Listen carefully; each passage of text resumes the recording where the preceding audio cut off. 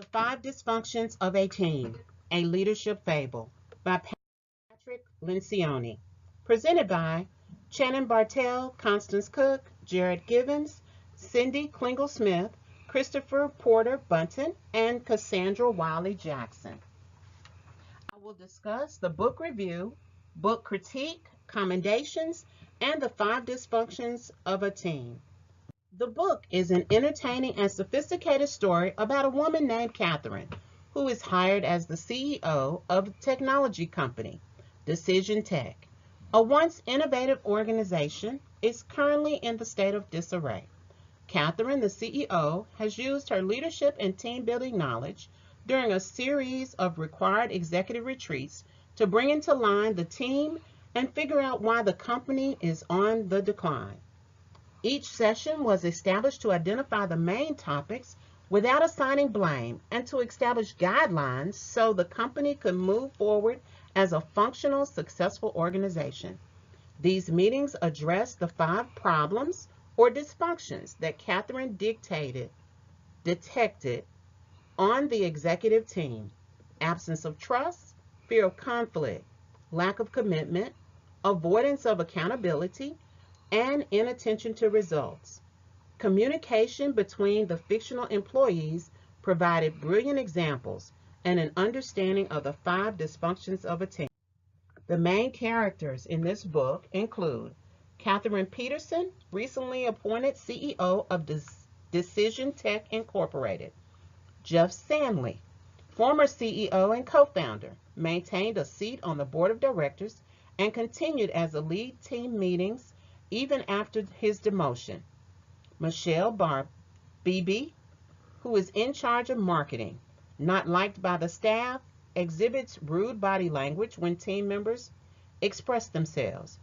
Martin Gilmore, who is the chief technologist and part founder of the company, absent for most of the staff meetings and was often sarcastic when he was present. Jeff Rollins, head of sales. He is an experienced salesperson who rarely followed through with his team members, but apologized profusely for his mistakes. Carlos Amador, who is over customer service. He's a low-maintenance member of the team who is trustworthy. Jan Marcino. She's the chief financial officer. She's a stickler for details, and she treats the company's money as though it were her own. Nick Farrell, Chief Operating Officer. He was hired to build organizational infrastructure. He opened new offices around the world, and he leads the firm's acquisition and integration efforts. He felt like he was qualified to be the next CEO. The book critique. The critique of the book considers that the author told a great story. The fact of the matter is that this is an imaginary story. There are a lot of conflicting situations that would have went smoother if they had been in a real world office conditions. While the author provided great shifts from one clash to the next, as they presented themselves, there was a lot of favoritism. The writer's own individual favoritism was toward the CEO, Catherine. As the hero figure in the book, she probably would not have played out well if this had happened in a real work-life situation. Truthfully, there is not many organizations with a budget like Decision Tech, and these organizations would barely have the time to spend on retreats in order to solve their issues. The commendations of the book include: it gives great insight into what it's like being part of a successful team. Many don't know what that is like. The book is great in that it discusses team forces at work and teamwork. Since the book was written as fiction, it helps develop a great picture of what a healthy team may look like and how it may relate.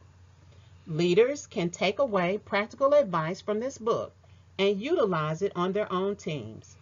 Also, this type of dysfunction exists in any type of organization, and this book does help to realize that there is a problem, or these problems do often exist within teams. The five dysfunctions include the absence of trust, fear of conflict, lack of commitment, avoidance of accountability, and inattention to detail. Dysfunction number 1. The team dysfunction begins with the lack of trust or the failure to build trust. It requires small steps to develop a trusting relationship.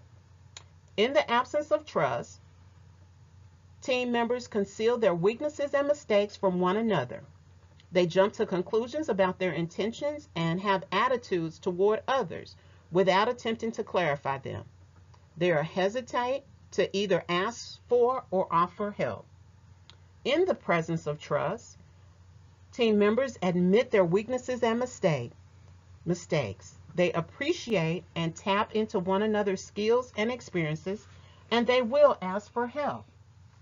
In order to overcome the absence of trust, we can allow the team to do personal histories exercises like sharing their life stories.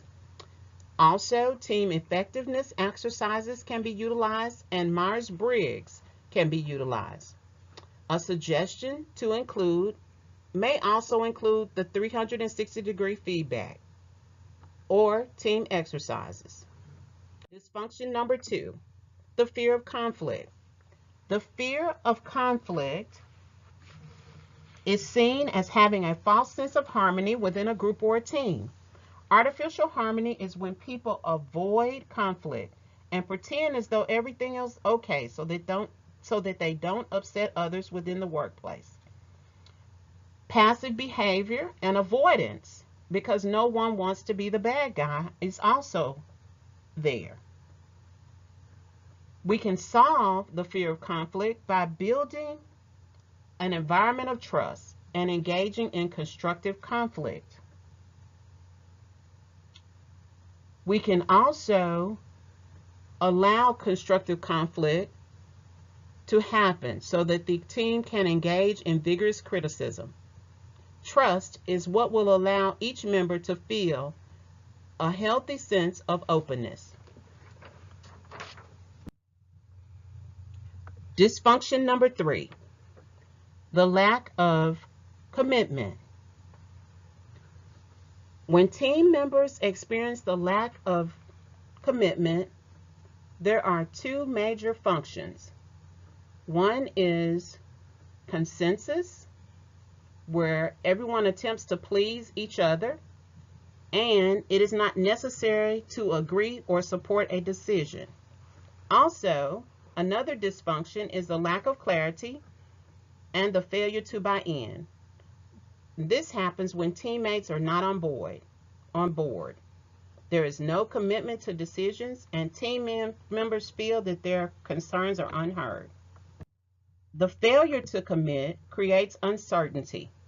There is no clarification of priorities, and there is a lack of direction. This breeds low self-confidence, fear of failure, and uncertainty of the decisions made. This also encourages second guessing and discord among team members. The unresolved discord causes gaps between team members, the team, and upper management. There are ways to overcome the lack of commitment. Maximize clarity to achieve buy-in. Remind team members of the mission. Redefine goals. Review decisions made. And agree to what is necessary to communicate to the staff. This prevents inconsistent or contradicting information, and it minimizes the office rumor mill. Dysfunction number 4, the avoidance of accountability. Who should be held responsible when things go wrong? Implementing accountability in the team happens when you set goals clearly and concisely, and you keep track of the progress on a regular basis. You hold the team accountable as a group, and you address the issues of accountability as a team and not as an individual. Dysfunction number 5. Members have a tendency to care about something other than the collective goals of the group. How to overcome inattention to results is to make your results clear and reward only those who contribute to the team results. In the role of a leader, it's their responsibility to set a good atmosphere, to be selfless and unbiased, and to reward and credit those who contribute to team success. Team context includes the larger organizational setting within which a team does its work. The design of the team is in terms of its internal functioning. The culture of the team. Teams operate in a social context that shapes behavior. Organizational context. The organizational context includes the basic structure of the organization, the information system, the education system, and the reward system. One element of the organizational context is the climate.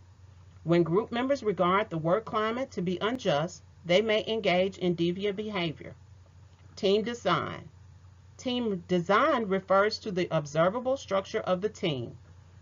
It is the leadership style within the team, the functioning roles, communication patterns, composition of the team, and the training of the members.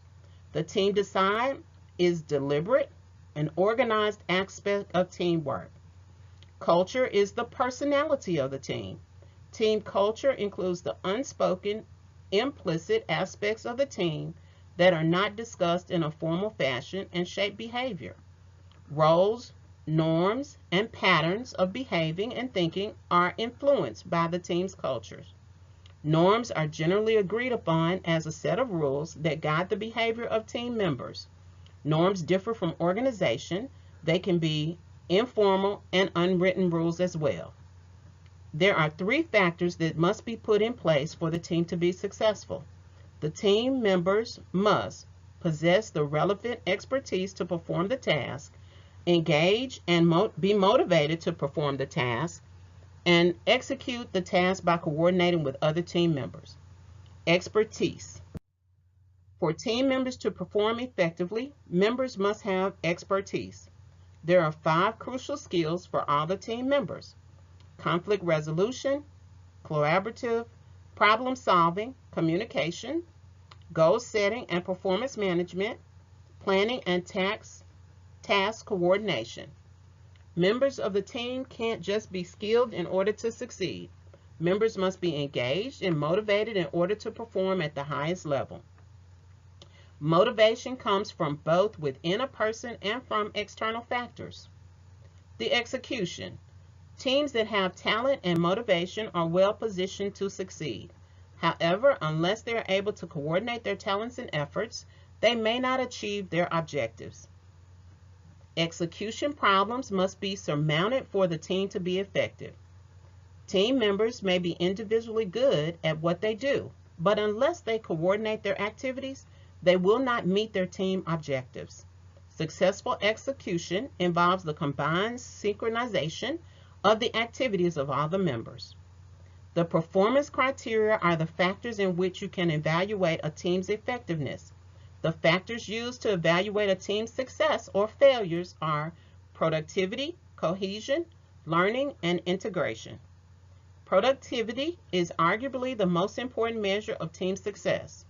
Team productivity requires that the team has a clear goal, adapting accordingly as new information arrives. Goals change and organizational priorities shift. The productivity of a team is highly correlated with its goals, as well as with the ability of the team to adapt, change, accommodate the goals in the face of new information, changing organizational priorities, and the changing marketplace. The word cohesion derives from the Latin word cohesus, meaning to cleave or stick together. Cohesion refers to the process that keeps team members united. Cohesion is a consistent predictor of team performance within project teams, but not necessarily service teams. Teams must provide growth and development opportunities for the individual needs and members. Members have a need for growth, development, and fulfillment. This is a perspective that is looked upon by the larger organization. The organization is benefiting from the team. You have to make the team goals beneficial for the organization. The simple equation when a leader is assessing team performance is AP for actual productivity, PP for potential productivity, S for synergy, and T for performance threats. In conclusion,